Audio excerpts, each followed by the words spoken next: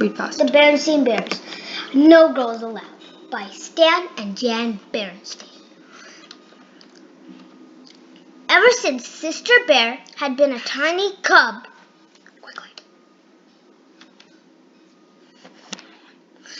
she liked to tag along and play with Brother and his friends. It was a bit of a nuisance because she slowed their run. Wait for me! Interfered their climbing, not so high, and messed up their marble games. Oh, that slipped. But she grew older. Things changed. She still liked to tag along with her older brother and his friends. And it was no longer of a bit of nuisance. It was a big nuisance. She got to be a faster runner and outran Brother and his friends. Look at her go, said Papa. She got to be a good climber and outclimb them. Oh dear, said Mama.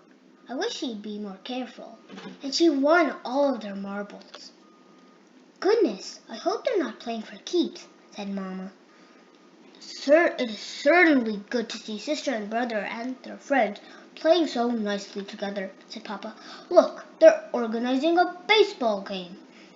Yes, said Mama, but it does worry me just a little that Sister is the only girl in the group. Now, Mama, said Papa, it's not whether you're a he or a she that counts. It's how you play the game. Look, she hit a home run. I agree, said Mama, but think back. How would you have liked it when you were a cub and some little girl could outrun, outclimb, and outhit you? Papa thought for a moment. I wouldn't have liked it, he said. Brother and his friends didn't like losing either, and that made it worse when the way Sister celebrated every time she won.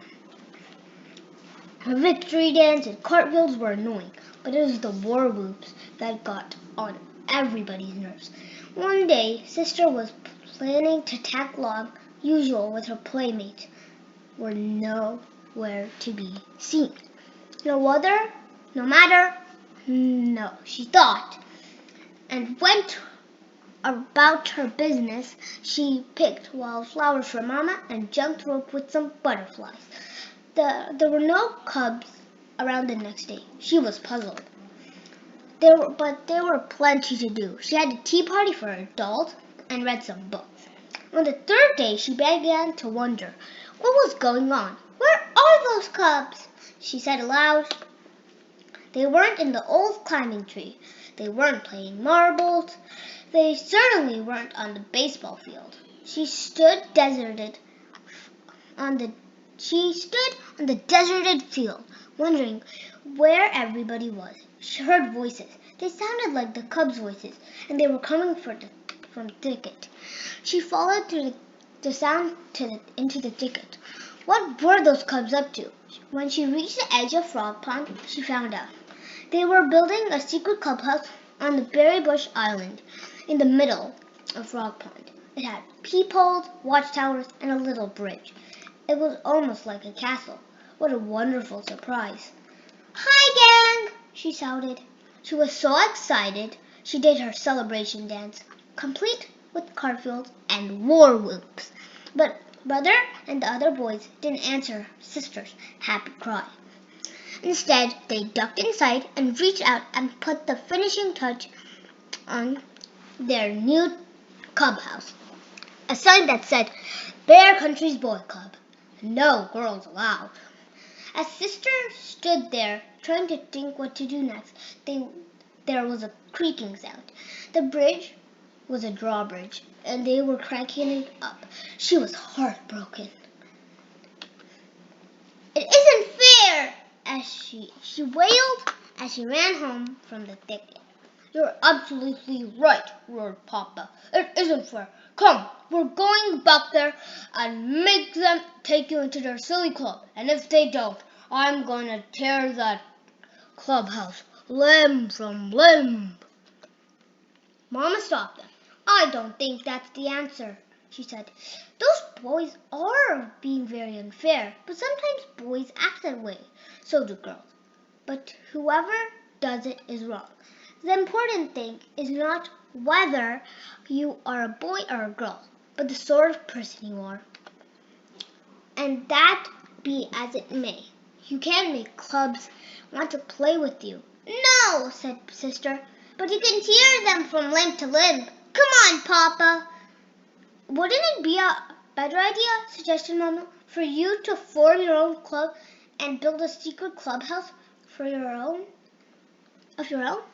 Could I? Said Sister. This old climbing tree might be a good spot for it, said Papa, and I'll help. Terrific. The first thing we'll need to do is a big sign that says, "No boys allowed." No, said Mama. The first thing you need to do for a club is members. That part turned out to be easy.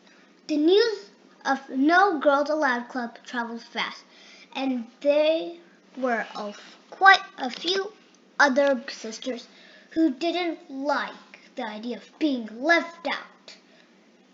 They had lots of good ideas. Lizzie made a rope ladder that they could wind up when they didn't want visitors. Ellen bought a spyglass for keeping watch. And Marcia had the best idea of all, a tin can phone system. With Papa Bear, they built a very fine clubhouse high in the old climbing tree. Now for that sign, said Sister. The boys were just being mean because I outhit them and won their marbles. They're bad losers. I suppose that's true, agreed Mama. But you know, there's such thing as a bad winner too. Someone who takes a big braggy show every time she wins. Sister Bear knew exactly who Mama was talking about. But it still isn't fair. Well, said Mama, I think we can work things out. But we first have to celebrate the opening of this very special clubhouse with some very special refreshments. Barbecued honeycomb and salmon. Now if there's any club's crazy about, it's the barbecue, honeycomb, and salmon girl cubs and boy cubs. So Papa loaded up the barbecue. The yummy smells reached in the thicket and floated right under the noses of the members of the Bear Country's Boy Club, who followed their noses back to the members of the Bear Country Girls Club, who were just pulling up their rope ladder. Something sure smells good, said Brother, speaking into the phone. The girls took a vote and decided to invite the boys up for honeycomb and salmon. How would you like to come back to our place for dessert? Our berry crop is ripe for picking. Love to, said Sister, and the whole gang headed for Frog Pond. Brother ran ahead and quickly changed the clubhouse sign to say, Bear Country Boys Club. Girls welcome. The berries were delicious. The end. Goodbye.